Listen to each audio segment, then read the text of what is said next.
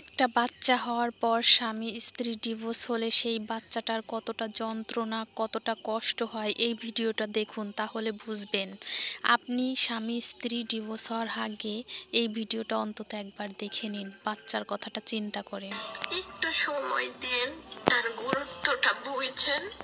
আর তার মা বাবা খারাপ, সেটা তো ওই উপর আল্লাহ লেগে দিছে, তাই না? তার জন্য তো সন্তানেরা দায়ী না।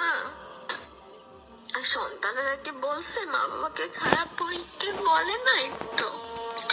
আমি 6 বছর বয়স থেকে শুনতে শুনতে আর 24-25 বছর বয়স, প্রায় 30 বছরের মতন আমি এই যন্ত্রণা ভুগছি, আর পারছি না।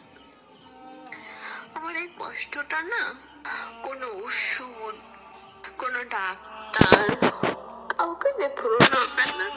যা হয়তো সেটা ভালোবাসা, এই ভালোবাসাটা পাইনি।